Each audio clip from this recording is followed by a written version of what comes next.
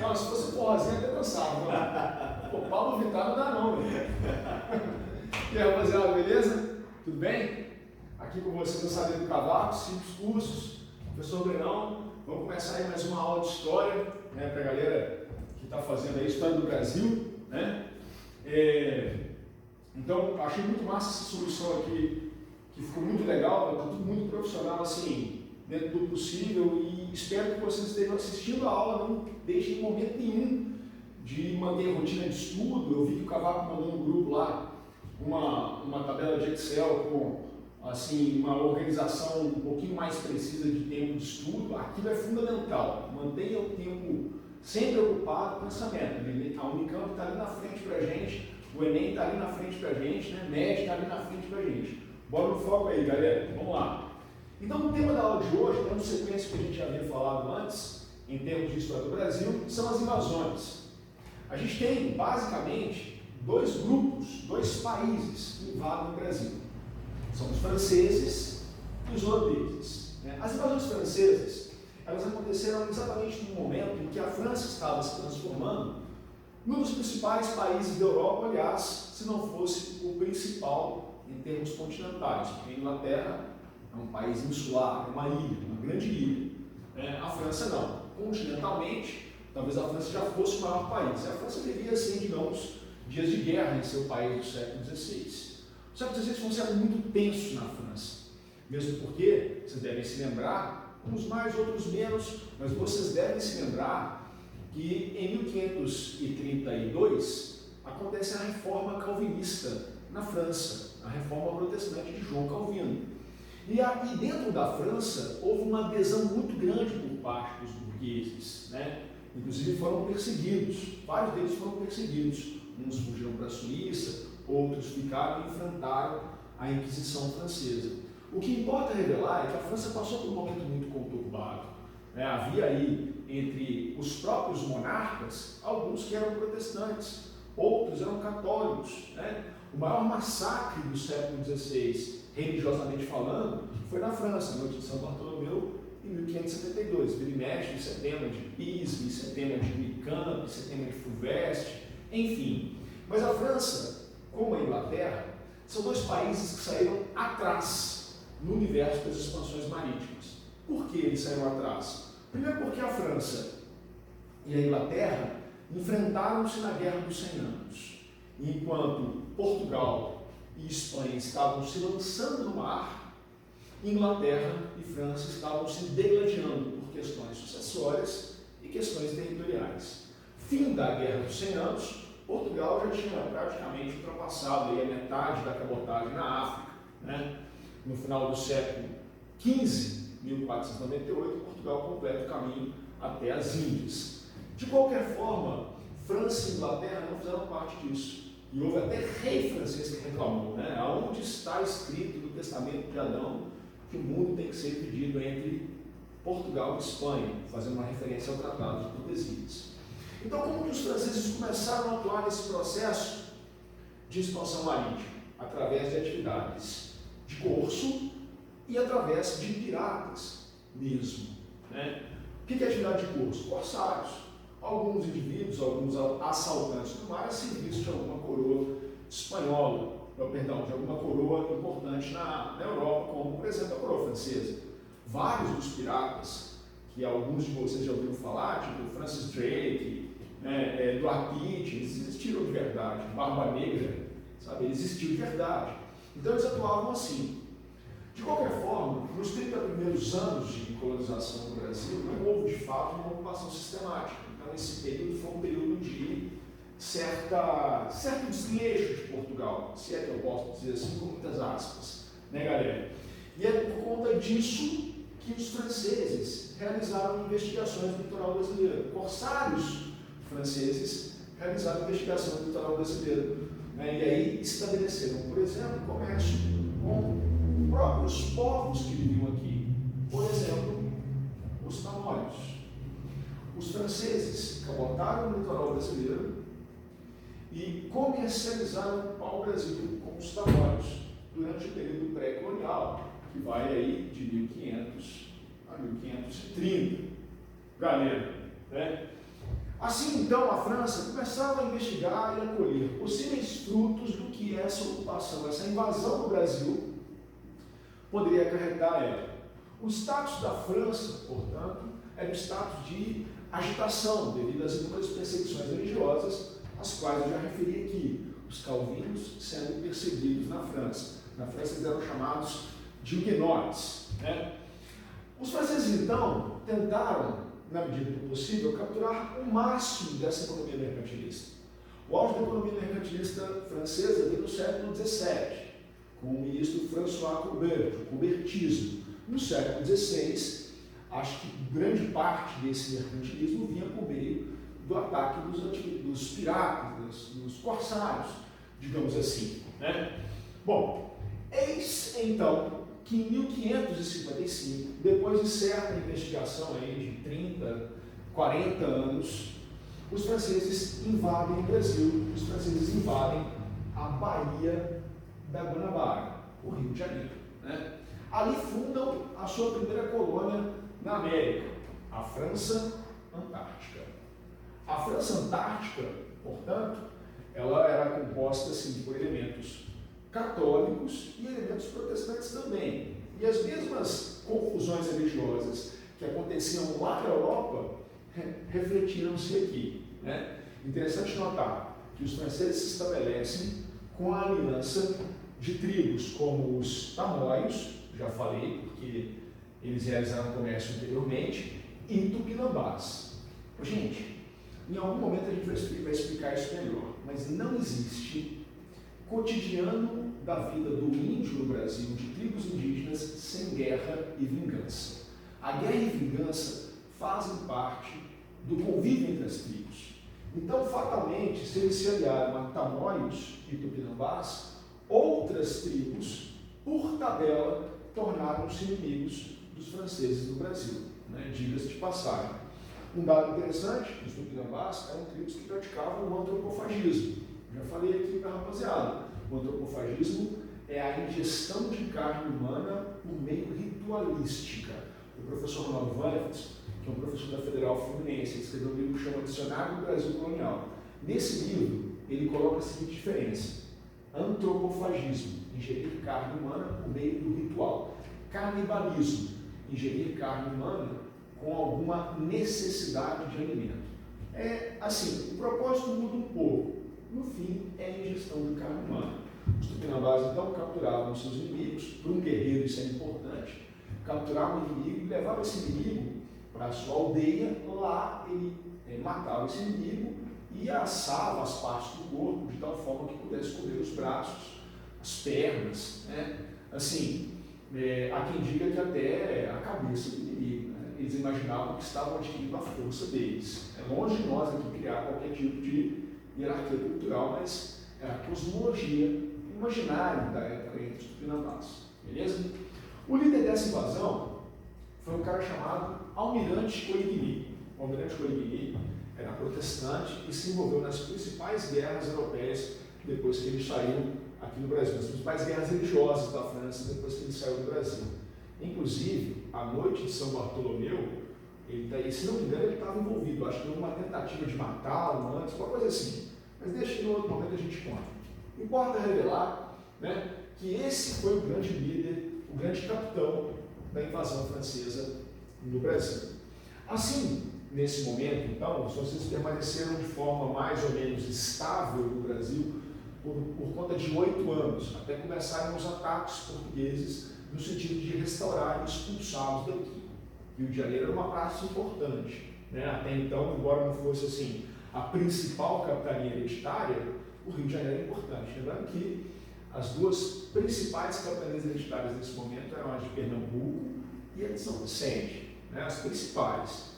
Tantas outras fracassaram, mas essas duas se realizaram por conta do grande esforço da atividade açucareira, muito mais em Pernambuco, claro, do que em São Vicente, mas ainda assim São Vicente deu muito certo. De qualquer forma, esse processo de restauração começa com um governador-geral chamado Estácio de Sá, sobrinho de Mendes Sá. É ele que inicia o processo de conquista. Ele inicia o processo a partir da união com outras duas tribos, as quais os portugueses já haviam feito aliança. Os portugueses fizeram aliança com Pataxós mais Temiminós, assim como os franceses também já haviam feito a sua aliança Tamoios e Tupinambás. A guerra, portanto, fazia parte do cotidiano das tribos indígenas. Aliás, a guerra e a vingança. A vingança é um sentimento tão humano que assim, existe desde os primórdios, desde que o homem vive em sociedade. Aqui no Brasil também não era diferente, as tribos se vingavam umas das outras. Importa revelar que esses índios aqui, Pataxós e Temiminós, foram decisivos para a vitória dos portugueses em 1567. E a partir dali os franceses foram expulsos. Engana-se aquele que imaginar, por exemplo, que essa foi a única tentativa que os franceses proporcionaram, tentaram mesmo invadir o Brasil. Houve pelo menos outras 3 invasões. Eu citei a segunda. A segunda tentativa foi no Maranhão. Foi no Maranhão porque houve alguma espécie de investigação no sentido de tentar montar ali uma empresa açucareira, sabe? Uma empresa assim que pudesse gerar um lucro maior ainda para os franceses. Portugal já havia popularizado muito o consumo do açúcar, e esse açúcar era relativamente ainda caro na Europa, embora muito mais barato em 1595, 1598 do que no início do século. Mesmo assim, ainda era atrativo e poderia proporcionar muitos lucros. Então essa é uma hipótese ventilada pelo professor Ronaldo Walras, hipótese na qual proporcionou primeiro a investigação do Jean Guerard no Maranhão em 1597 para uma empreitada mais sistemática de Daniel de La Touche em 1612. Aqui no Maranhão ele funda a França Equinocial. Além da França Equinocial, também fundou a cidade de São Luís, em homenagem ao rei Luís XIII, que era rei da França até então. Mas a capitulação definitiva dos franceses do Brasil, do Maranhão, veio em 1614, com a expulsão a partir do comando das tropas de Jerônimo de Albuquerque, que acaba por retomar a região. Rapaziada, ainda surgiram, nesse momento, 2 tentativas de invasão. Como eu disse, uma em 1710,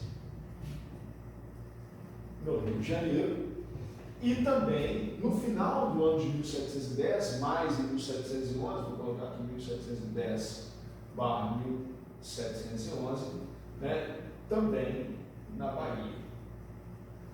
Essas invasões eram mais invasões com atividade de pilhagem. Que é isso? Os franceses chegavam no litoral, desciam dos seus barquinhos, poderia ser de noite, invadiam a cidade, pilhavam o que eles podiam pilhar, roubavam tudo que eles podiam roubar, assaltavam, voltavam para o barquinho deles e a partir dali rumam de novo para o seu destino. Beleza? Bom, nessa primeira sessão a gente conclui aqui as invasões francesas, próxima sessão, invasões holandesas. Beleza, galera? Tamo junto? Mais uma sessão aí de História do Brasil para vocês. No primeiro momento a gente falou de invasões francesas, paguei o quadro, montei o quadro de invasões holandesas. Gosto muito de fazer vínculo entre a Holanda, a Espanha e os judeus.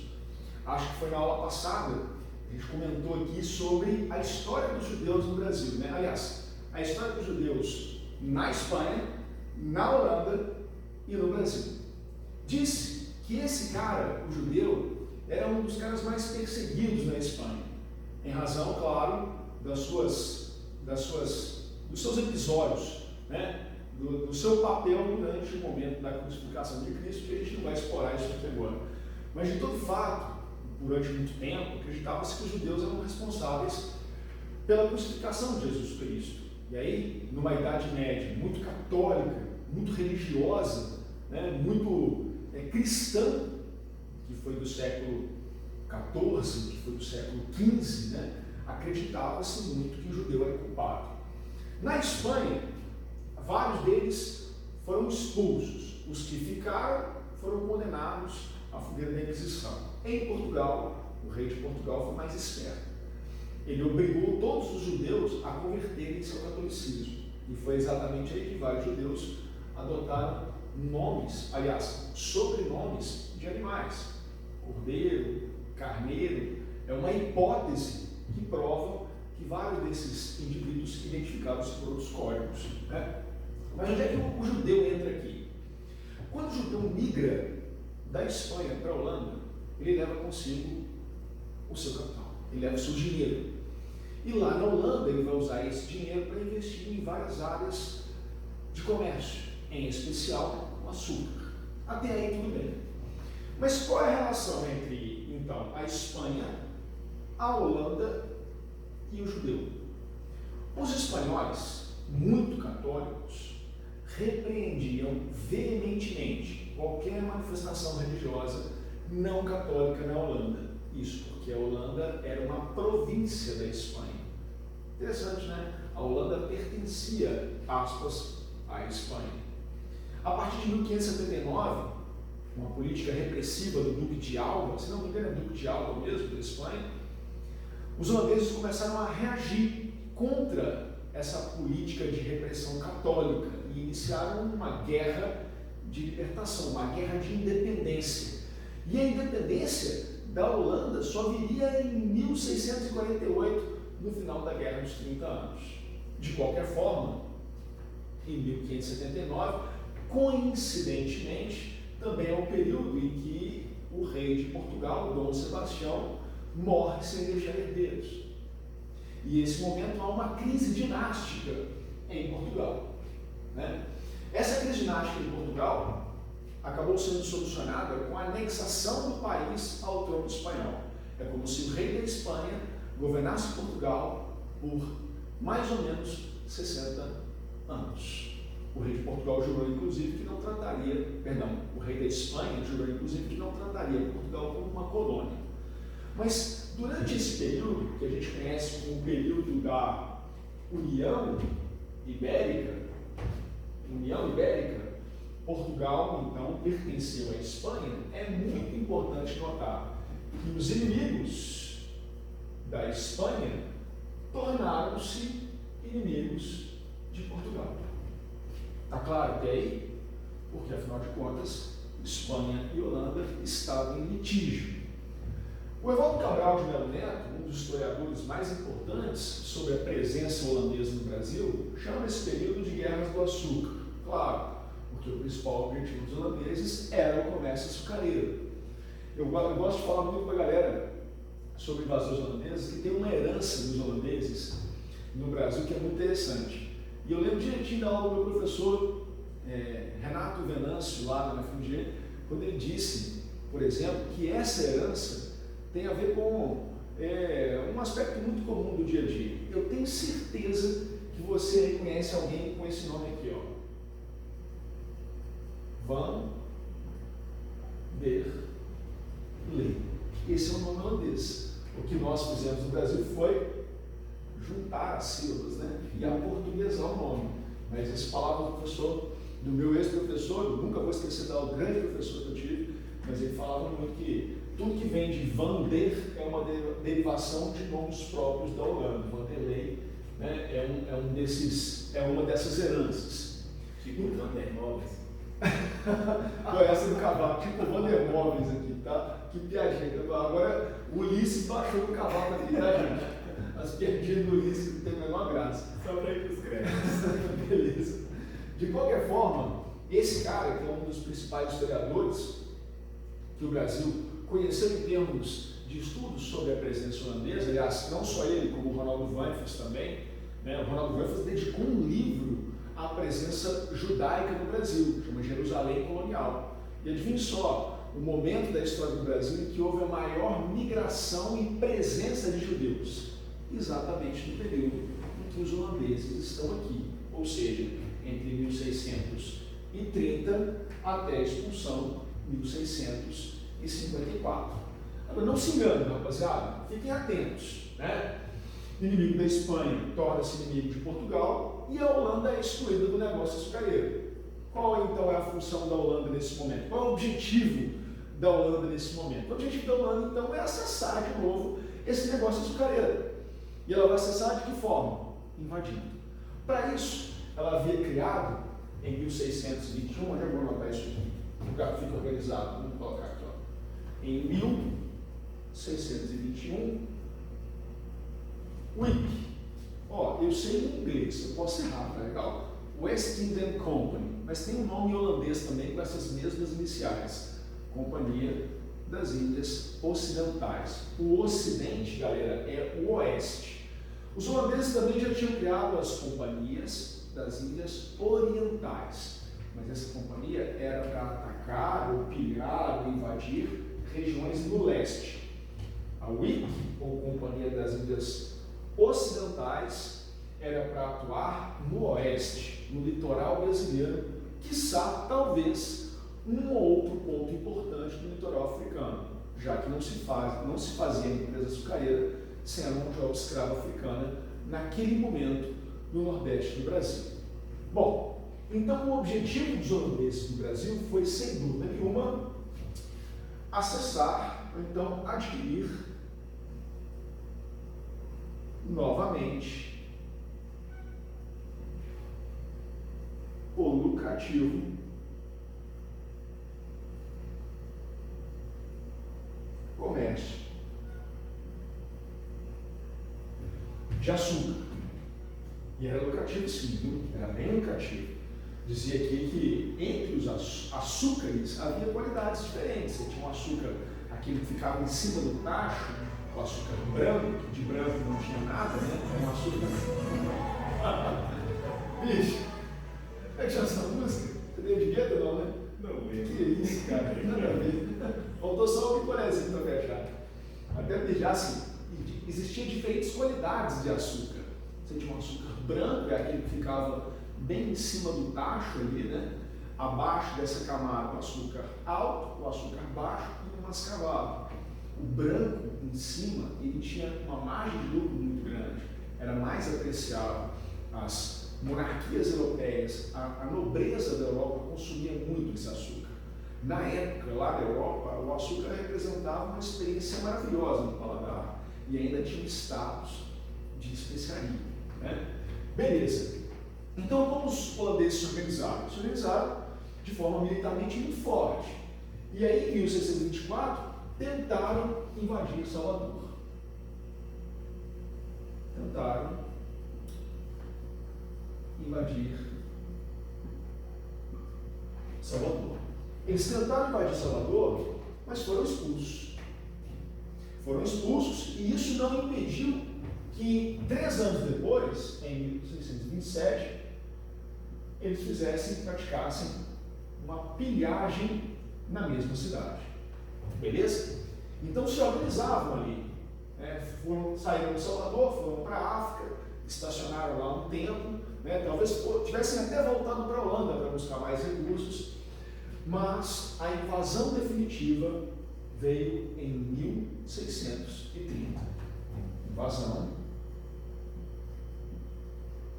a Pernambuco. Invasão a Pernambuco em 1630.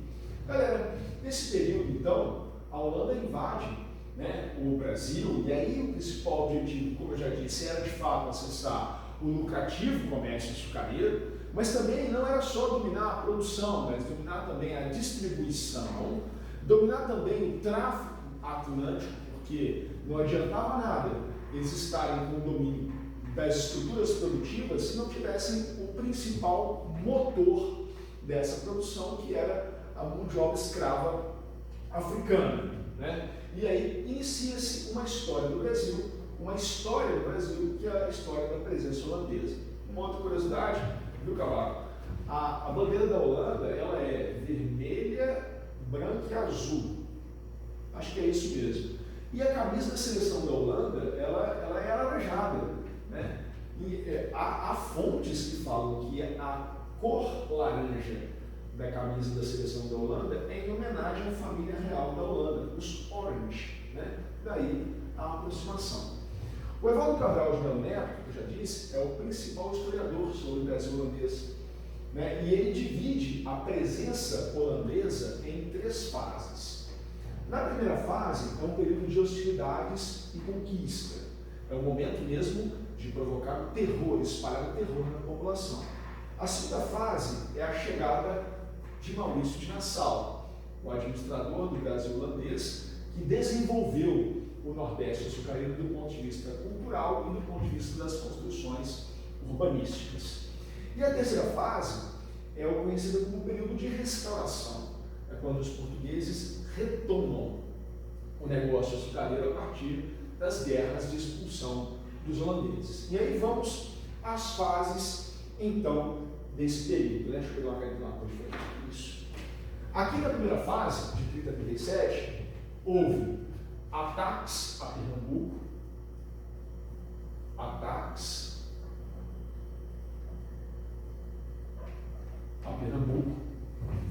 Houve também, além disso, destruição de engenhos,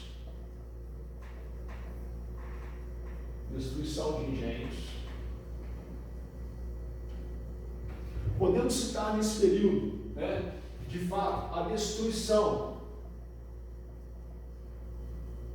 de igrejas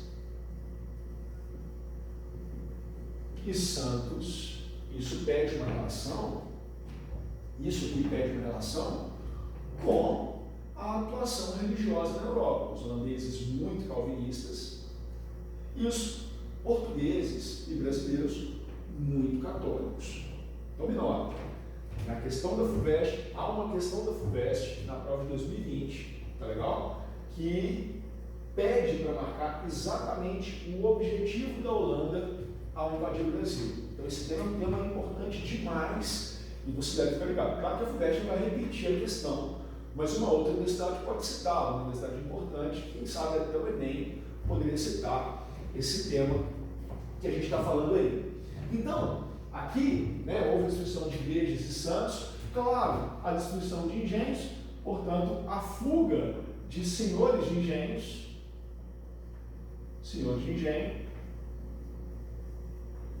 para a Bahia. Também houve uma decisão de espalhar o temor para a população local. Era um período, rapaziada, era um período mesmo de conquista, né? Estabilizada a conquista. Então, quem chega no Brasil? Chega Maurício de Nassau, o governador do Brasil holandês. O Maurício de Nassau, ele vai mudar a orientação política em relação à primeira fase de presença holandesa no Brasil. De que forma ele faz isso? Bom, a Holanda não ia conseguir criar a sua estrutura produtiva sem a ajuda dos proprietários de engenho local. E é exatamente por isso, é nesse ponto que reside na historiografia brasileira o surgimento do primeiro inimigo nacional. O nome dele, Domingos Fernandes Calabar. No imaginário da época, Domingos Fernandes Calabar, ele havia, digamos, traído os portugueses. Por que ele traiu os portugueses? Porque ele mudou de lado. Ele era dono de um engenho e ele não ficou do lado da resistência aos holandeses. Ele se aliou aos holandeses. Por isso, ele acabou se transformando, miticamente, num dos primeiros inimigos da história do Brasil. Agora, é importante notar, e essa é uma aproximação, uma novidade historiográfica que o próprio professor Ronaldo Manfres, da Federal Fluminense, traz. Quer dizer, o que há de novo? O que saiu de mais recente na minha área de história? É essa publicação dele. Havia vários senhores de engenho em Pernambuco que também mudaram de lado. Pernambuco deveria ter vou chutar um número razoável aqui, porque em 1576 já havia 120 engenhos no Maranhão, em Pernambuco.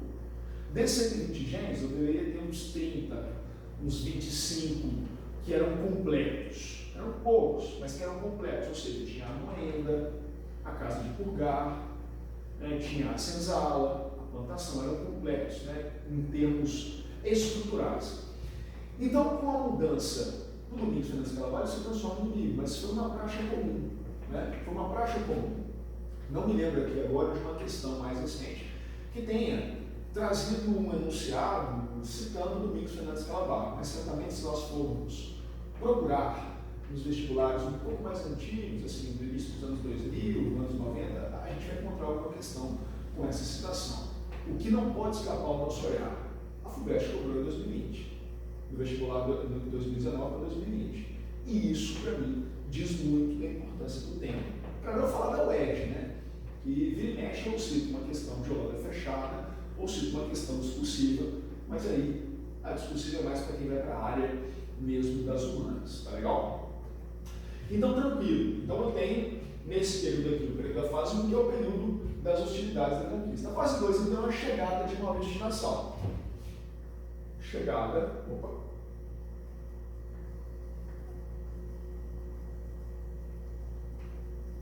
de Maurício de Nassau. Junto com Maurício de Nassau, galera, chegarão também mais de 1.500 judeus. Chegada de mais 1.500 judeus.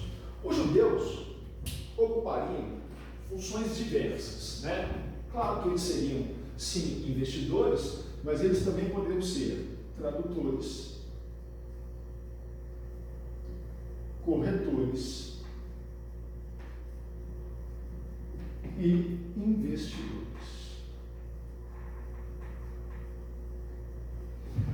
Com a chegada da presença judaica, com a chegada dos judeus no Brasil, muitos, embora não todos, cristãos novos deixaram o lado português e passaram para o lado holandês. Eu tenho certeza que todo mundo sabe que é um cristão novo, né? O cristão novo é aquele cara que o português, que o rei de Portugal, aquele judeu que foi obrigado a se converter. Eu tenho um cristão velho, que é o católico tradicional, e eu tenho um cristão novo, que é o judeu convertido.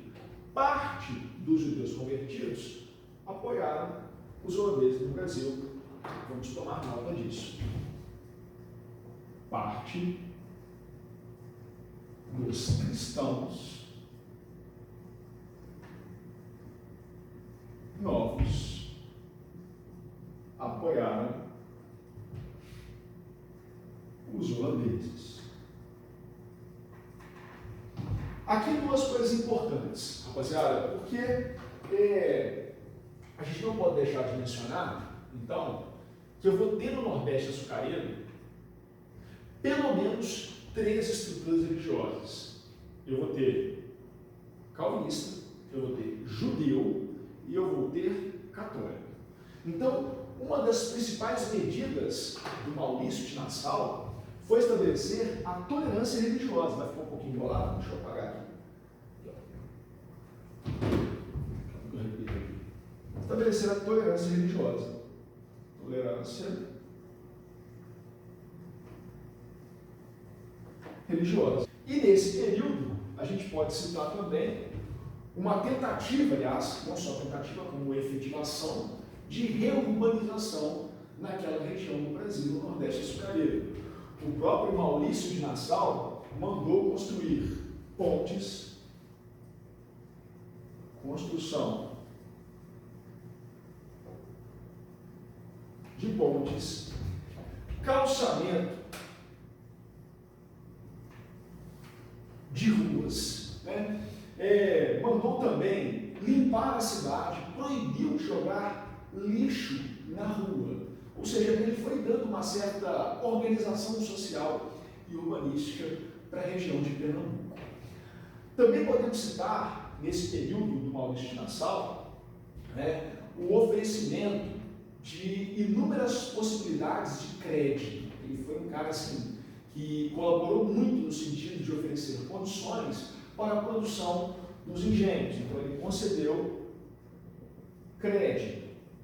E, além disso, ele também estava linkado com os acontecimentos da Europa, né, em relação aos movimentos artísticos, e aí ele trouxe para o Brasil naturalistas, ele trouxe para o Brasil matemáticos,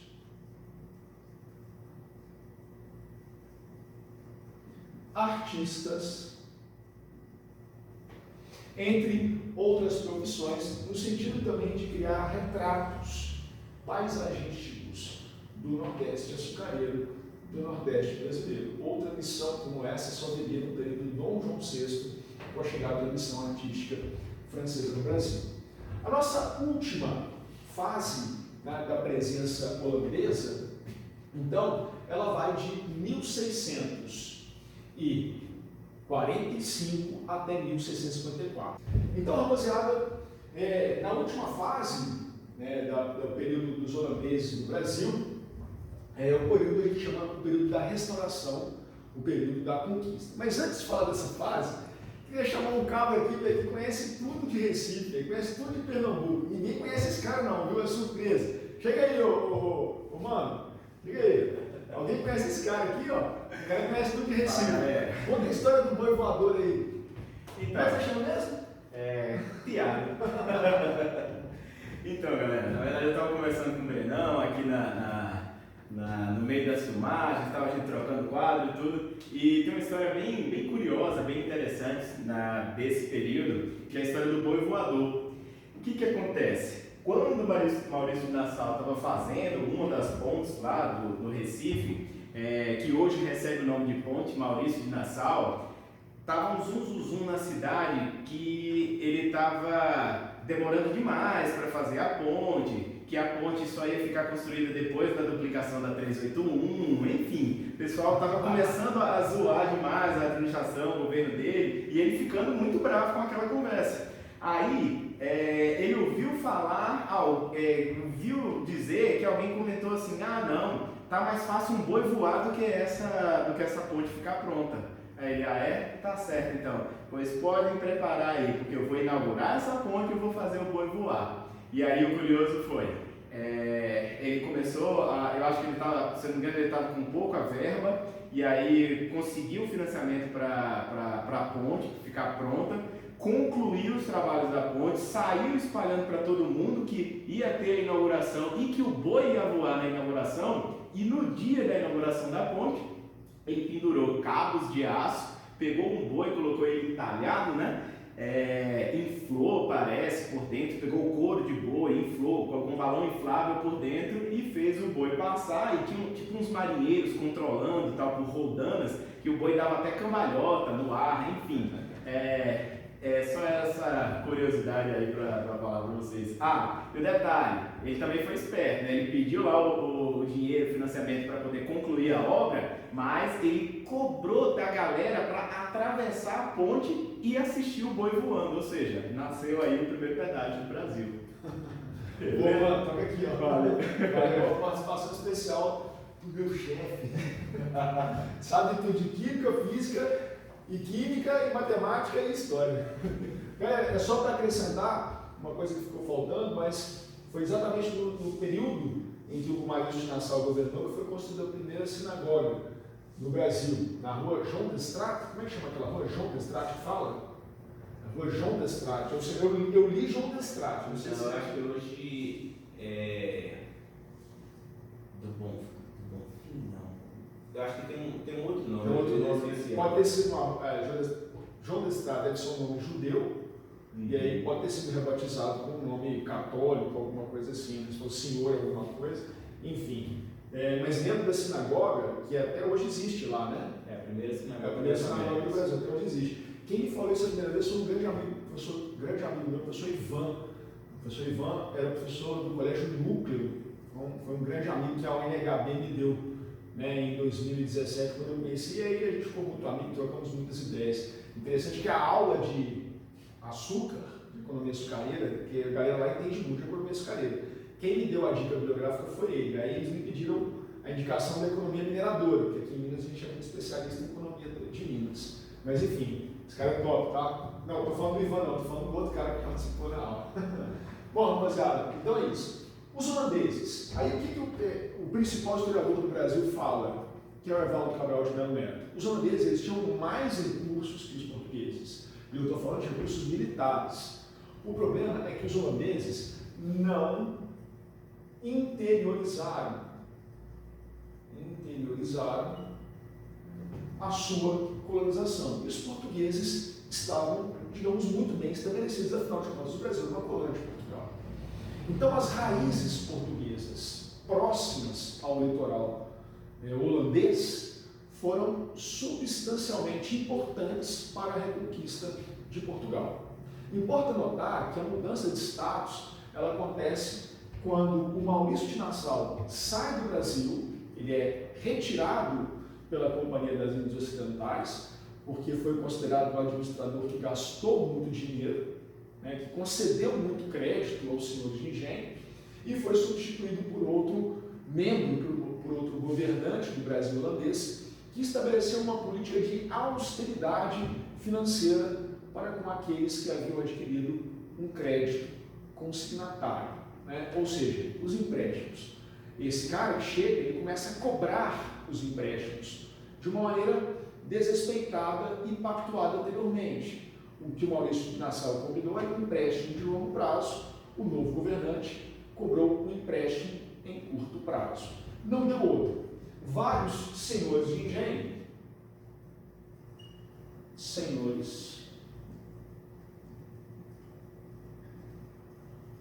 engenho, dissidentes, organizaram grupos paramilitares formados também por negros forros, formados também por índios potiguares. Esse período, essa fase de restauração, ela tem dois nomes. E atenção, viu, pessoal, para vocês não se confundirem aí nos exames externos. Esse período é conhecido como o período da insurreição pernambucana. Mas eu também tenho outra insurreição pernambucana lá em 1817, num contexto completamente diferente. É o período de contestação da monarquia portuguesa no Brasil, contestação a Dom João VI. Aqui não. Aqui é um período de contestação da presença holandesa. Essa restauração, essa insurreição pernambucana, ela tem um outro nome também. Ele é conhecido nesse período como Guerra da Luz Divina. E eu até prefiro me fazer referência aos meus alunos do segundo ano, do primeiro também, e do fundamental, por cima, eu prefiro chamar de Guerra da Luz Divina do que insurreição pernambucana, para não trazer nenhum tipo de confusão.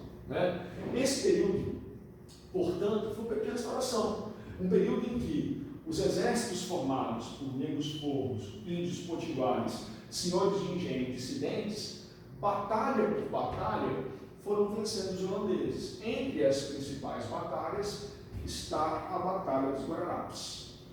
Batalha dos Guararapes. A Holanda, nesse momento, do ponto de vista internacional, ela enfrentava sérias dificuldades, porque ela estava lutando pela sua independência na Guerra dos 30 Anos, uma guerra, diga-se, a última grande guerra religiosa da Europa. A Holanda estava ao lado, digamos assim, da França, tentando enfraquecer o Sacro Império Romano Germânico, e a Espanha. E a Holanda também estava envolvida na Guerra de Restauração, que os portugueses travavam contra eles. Anos mais tarde, em 1653, os holandeses também estariam envolvidos numa guerra contra a Inglaterra, a guerra anglo-holandesa. Então, convenhamos, esse período não era dos mais fáceis para os holandeses, não. E é importante ressaltar que o que não lhes faltava era capital, porque por trás de todo o investimento e financiamento estavam os próprios judeus.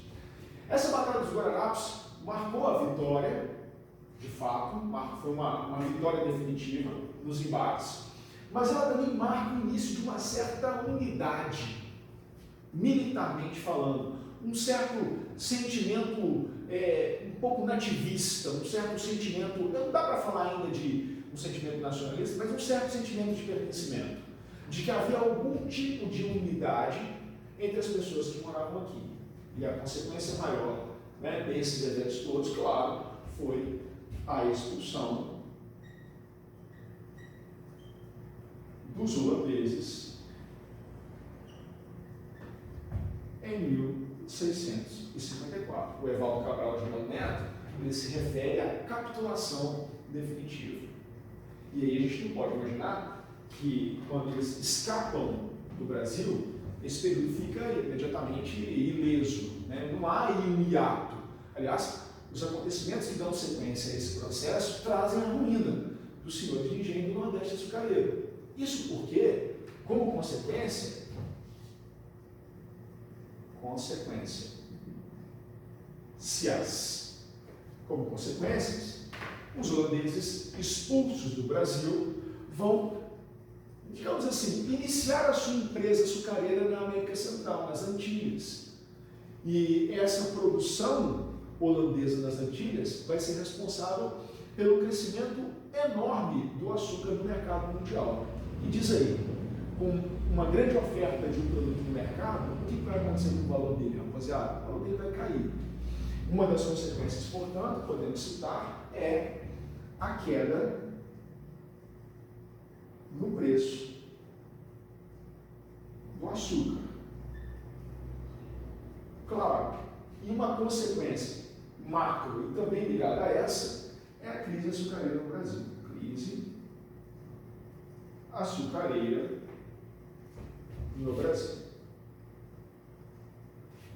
É também a crise açucareira no Brasil. Não dá para colocar só na Holanda a culpa principal disso, não.